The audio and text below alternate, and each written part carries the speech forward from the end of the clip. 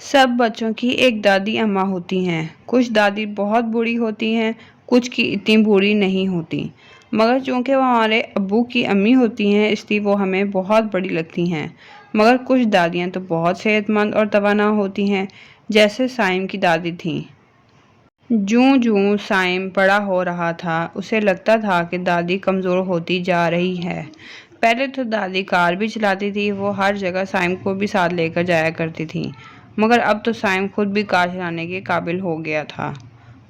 دادی کی خراب ہوتی صحت کو دیکھ کر اب ان پر کچھ پابندیاں لگا دی گئی تھیں، بالکل بچوں کی طرح یہاں نہ جائیں، وہاں نہ جائیں، بتا کر جائیں۔ ان کی گاڑی چلانے پر پابندی لگا دی گئی تھی۔ سائم کی سمجھ میں نہیں آتا تھا کہ ایسا کیوں ہو رہا ہے، دادی کو سب نے پریشان کر دیا تھا۔ ایک دن دادی نے سائم سے کہا، سپر مین، میرا ایک کام تو کر دو۔ دادی سائم کو بچپن ہی سے پیار سے سپر مین کہتی تھی۔ پہلے تو وہ سپر مین کہنے سے بہت خوش ہوتا تھا، مگر اب چڑھنے لگا تھا۔ اس نے کہا، دادی اب سپر مین نہ کہا کریں، میں بڑا ہو گیا ہوں۔ ارے تم تو میرے لیے اب بھی ننھے سپر مین ہو، دادی نے لاڈ سے کہا۔ اچھا بتائیں کیا کام ہے، اس نے بیزاری سے پوچھا اور گھڑی کی طرف نظر دوڑائی۔ چلو رہنے دو، ابھی تم جلدی میں ہو، کل بتا دوں گی، انہوں نے آہستہ سے کہا۔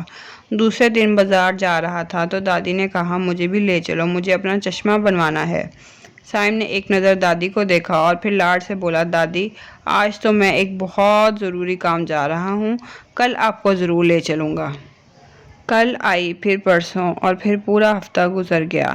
اس دوران دادی نے دو ایک مرتبہ کہا بھی کہ تمہارے ابو اور چچا کے پاس ٹائم نہیں ہے اور کوئی مجھے اکیلے جانے بھی نہیں دے رہا، تم ساتھ چلو، مگر روز ہی سائم کوئی نہ کوئی بہانہ کر دیتا۔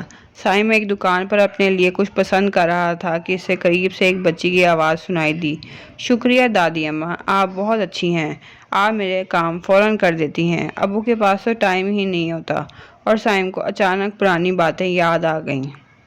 ایک بار وہ گرم دوپہر میں جب روتا ہوا دادی کے پاس آیا تھا کہ ابو کب سے وعدہ کر رہے ہیں اور مجھے نیا بیگ نہیں دے رہے، آپ ابھی چلیں۔ اس وقت دادی بہت تھکی ہوئی تھیں اور آرام کر رہی تھیں، مگر اس کی خاطر فوراً اٹھ گئیں اور بیگ دلا کر لائی تھیں۔ اور وہ ایسا خوش ہوا جیسے یہ بچی ہو رہی تھی۔ اسے خیال آیا کہ دادی کتنے دن سے کہہ رہی ہیں چشمہ بنوانے کو، اور میں بھی کتنا بے حس ہو گیا۔ سوچتا ہوں کہ 2-4 دن چشمے کے بغیر نہیں رہ سکتی، وہ میرا کتنا خیال رکھتی ہیں۔ اور میں سائم نے اپنا کام فوراً چھوڑا اور گھر آیا۔ دروازہ دادی نے ہی کھولا، وہ شاید کہیں جا رہی تھیں۔ اس نے پوچھا، آپ کہیں جا رہی ہیں؟ بیٹا تمہارے ابو نے کہہ دیا ہے کہ قریب قریب کے کام خود کیا کریں۔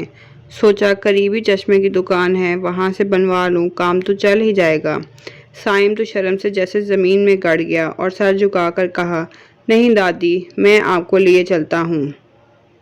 آپ کو سب سے اچھا چشمہ بنوا کر دوں گا۔ وہ دادی کا ہاتھ پکڑ کر کار تک لایا۔ دادی خوش ہو گئیں۔ ان کے منہ سے بے اختیار نکلا، میرا سپر مین۔ آج سائم کو یہ سن کر بہت اچھا لگا۔ اسے محسوس ہوا کہ بوڑھے بھی تو بچوں کی طرح ہوتے ہیں، چھوٹی چھوٹی باتوں پر خوش ہونے والے۔ ان کو بھی ہر دم کسی کا ساتھ چاہیے، ہمیں ان کا بھی ایسے ہی خیال رکھنا چاہیے جیسے بزرگ بچوں کا خیال رکھتے ہیں۔ اس نے دل میں عہد کیا کہ اب وہ ہمیشہ اپنی دادی کا خیال رکھے گا۔ تو پیارے بچوں، کیسی لگی آپ کو یہ کہانی؟ ایسی کہانیاں سننے کے لیے ہمارا یوٹیوب چینل لائک کریں، سبسکرائب کریں، اپنے فرینڈز اینڈ فیملی کے ساتھ شیئر کریں۔ تب تک کے لیے اللہ حافظ۔